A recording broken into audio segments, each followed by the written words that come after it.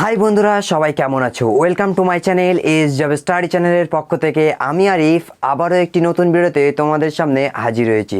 তো বন্ধুরা, আজকে আমি যে নোটিফিকেশান নিয়ে তোমাদের সামনে হাজির হয়েছি সেটা হচ্ছে এএআই অর্থাৎ এয়ারপোর্ট অথরিটি অফ ইন্ডিয়া এর তরফ থেকে একটি নোটিফিকেশান নিয়ে। তো বন্ধুরা, আজকে আমি এই ভিডিওতে ডিসকাস করব যে এই অ্যাপ্লিকেশানে আবেদন করতে কত হাইট লাগবে, এখানে কারা কারা আবেদন করতে পারবে, কি কোয়ালিফিকেশান লাগবে, কত বয়স লাগবে, এই সমস্ত ডিটেলস এই ভিডিওর মাধ্যমে আলোচনা করব।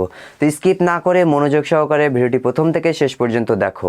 আর এই চ্যানেলে যদি নতুন এসে থাকো, চ্যানেলটি সাবস্ক্রাইব করে দিও এবং পাশে থাকা বেল নোটিফিকেশানটি অন করে দিও, ঠিক আছে, এরকম ধরনের আপডেট পাওয়ার জন্য। তো বন্ধুরা, চলো ভিডিওটি দেরি না করে শুরু করি।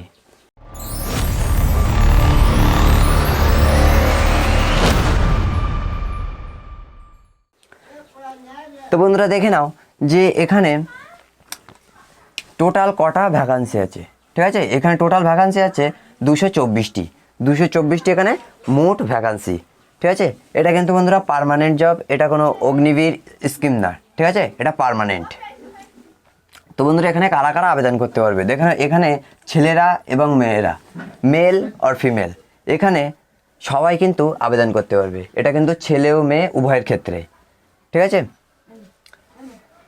তো বন্ধুরা এবার আমরা দেখে নেব যে এখানে পোস্ট নেম, যেখানে কোন কোন পোস্টে ভ্যাকান্সি। এটা তো এটা বন্ধুরা প্রথমত বলে নিই, এটা কিন্তু জুনিয়র এবং সিনিয়র অ্যাসিস্ট্যান্ট পোস্ট।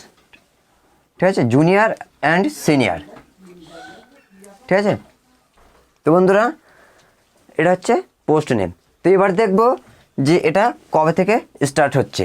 ঠিক আছে, এটার স্টার্ট ডেট কবে থেকে। এটা কিন্তু অনলাইনে আবেদন করতে হবে বন্ধুরা। 4ই ফেব্রুয়ারি 2025, এটা ফেব্রুয়ারির 4 তারিখ থেকে অলরেডি অ্যাপ্লিকেশান শুরু হয়ে গিয়েছে। তো এটার দেখবো লাস্ট ডেট, যেটা কত তারিখ পর্যন্ত এটা অনলাইনে অ্যাপ্লিকেশান চলবে। ঠিক আছে, দেখে নাও মার্চ মাসে 5 তারিখ, 5ই মার্চ 2025। তো মার্চ মাসের 5 তারিখ পর্যন্ত কিন্তু এটা তার লাস্ট ডেট। তো এই 5 তারিখের ভিতরে তোমরা কিন্তু আবেদন করে নেবে। তো এবার দেখবো ফিজ, যেটাতে আবেদন করতে কত ফিজ লাগবে। তো যারা জেনারেল আছো, ওবিসি, ইডব্লিউএস আছো, তো তোমাদের এখানে আবেদন করতে কিন্তু 1000 টাকা করে লাগবে। ঠিক আছে, এখানে আবেদন করতে 1000 টাকা করে লাগবে। আর যারা এসটি এসসি আছো, তারা এখানে ফ্রিতে আবেদন করতে পারবে। ঠিক আছে, কোনো ফিস প্রয়োজন হবে না এসসি এসটির ক্ষেত্রে। আর যারা জেনারেল, ওবিসি, ইডব্লিউএস আছে, তাদের এখানে কিন্তু 1000 টাকা করে ফিস লাগবে। তো বন্ধুরা, এবার আসবো যে এজ, যেটাতে কত বয়সসীমা চাওয়া হয়েছে। তো বন্ধুরা, এখানে ম্যাক্সিমাম এজের কথা বলা হচ্ছে 30। এখানে কিন্তু ম্যাক্সিমাম। ঠিক আছে, আর মিনিমামটা আমি পরে বলছি। তো এটা ম্যাক্সিমাম কিন্তু 30 করা হয়েছে। আর যারা ওবিসি আছো, তারা এখানে 3 বছরের ছাড় পেয়ে যাবে। আর যারা এসটি এসসি আছো, তারা এখানে 5 বছরের ছাড় পেয়ে যাবে। ঠিক আছে, এ হচ্ছে বয়স। তো বন্ধুরা, এবার দেখব যে এটার হাইট, এটার হাইট, যেখানে হাইট কত লাগবে। ছেলেদের ক্ষেত্রে এখানে হাইট লাগবে 167 সেন্টিমিটার। ঠিক আছে, ছেলেদের ক্ষেত্রে 167 সেন্টিমিটার। আর যারা মেয়েরা আছো, মেয়েদের ক্ষেত্রে কিন্তু এখানে 157 সেন্টিমিটার হলে এখানে মেয়েরা আবেদন করতে পারবে। তো বন্ধুরা, এবার দেখে নাও যে জুনিয়র অ্যাসিস্ট্যান্টের ক্ষেত্রে কটা ভ্যাকান্সি আছে আর সিনিয়র অ্যাসিস্ট্যান্টের ক্ষেত্রে কটা ভ্যাকান্সি আছে।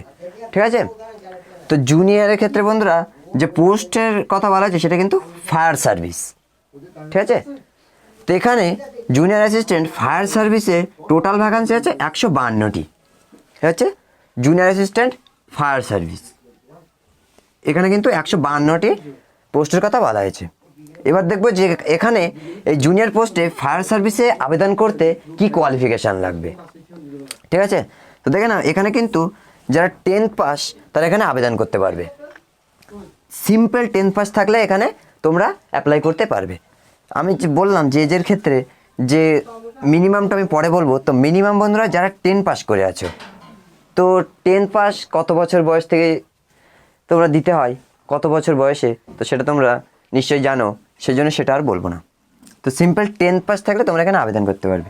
আর তার সাথে যেটা লাগবে সেটা হচ্ছে ডিপ্লোমা।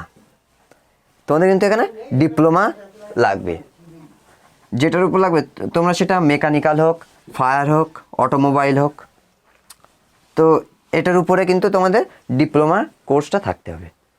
ঠিক আছে, তো এই হচ্ছে জুনিয়র অ্যাসিস্ট্যান্ট ফায়ার সার্ভিসের কোয়ালিফিকেশান। তো বন্ধুরা এবার দেখব যে সিনিয়র অ্যাসিস্ট্যান্টের ক্ষেত্রে তোমাদের কী কোয়ালিফিকেশান লাগবে আর কটা ভ্যাকান্সি। তো দেখে নাও এখানে টোটাল ভ্যাকান্সি আছে 72টি সিনিয়র অ্যাসিস্ট্যান্টের ক্ষেত্রে। ঠিক আছে, তো এখানে কী কী পোস্ট আছে, অফিসিয়াল ল্যাঙ্গুয়েজ, অ্যাকাউন্টস, ইলেকট্রনিক্স, এ হচ্ছে এখানে পোস্ট। তো এবার দেখবো যে এই পোস্টগুলোতে কটা ভ্যাকান্সি আছে। তোমরা দেখে না অফিসিয়াল ল্যাঙ্গুয়েজের ক্ষেত্রে কিন্তু এখানে 4টে ভ্যাকান্সি আছে, আর অ্যাকাউন্টসের ক্ষেত্রে 21টি, আর ইলেকট্রনিক্সের ক্ষেত্রে 47টি। এটা হচ্ছে সিনিয়র পোস্টের এই ভ্যাকান্সি। ঠিক আছে, তোমরা এবার দেখবো যে সিনিয়র পোস্টে আবেদন করতে গেলে কি কোয়ালিফিকেশান লাগবে। তোমরা এখানে কিন্তু তোমরা যারা 12 পাস করে আছো, ক্লাস 12, তো তারা কিন্তু এখানে সিনিয়র পোস্টে আবেদন করতে পারবে। আর যে ডিগ্রিটা লাগবে সেটা কিন্তু এখানে ডিগ্রিটার কথা বলা হয়েছে, সেটা হচ্ছে এই যে সিনিয়র অ্যাসিস্ট্যান্টের ক্ষেত্রে যে পোস্ট আছে অফিসিয়াল ল্যাঙ্গুয়েজ বলো, অ্যাকাউন্টস বলো, ইলেকট্রনিক্স বলো, তো এই এক একটা পোস্টের কিন্তু এক একটা ডিগ্রি লাগবে। ঠিক আছে, আর মিনিমাম যেটা লাগবে সেটা হচ্ছে 2 বছরের এক্সপিরিয়েন্স লাগবে, এটা সিনিয়র পোস্টের ক্ষেত্রে। ঠিক আছে, তো এই হচ্ছে কোয়ালিফিকেশান। তো বন্ধুরা এবার দেখব যে এটার এক্সাম ডেট কবে আর অ্যাডমিট কার্ড। ঠিক আছে, তো বন্ধুরা এক্সাম ডেটের কথা এখনও বলা হয়নি, তো এক্সাম ডেট আসলেই আমি আমার টেলিগ্রাম গ্রুপে দিয়ে দেব। তো তোমরা সেই জন্য আমার টেলিগ্রাম গ্রুপে জয়েন হয়ে যাও। ঠিক আছে, আর এটার অ্যাডমিট কার্ড পরীক্ষার আগেই দিয়ে দেবে, সেটা 1 সপ্তাহ আগে তোমরা পেয়ে যাবে।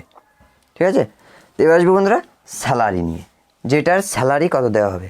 তো যারা জুনিয়র পোস্টে আছো তাদের এখানে স্যালারি 31,000 থেকে 92,000 পর্যন্ত এটার স্যালারি দেওয়া হবে, মানে এই ফায়ার সার্ভিসের এটা কিন্তু স্যালারি 31,000 থেকে স্টার্ট হবে, আর 92,000 টাকা পর্যন্ত এখানে ম্যাক্সিমাম স্যালারি দেওয়া হবে।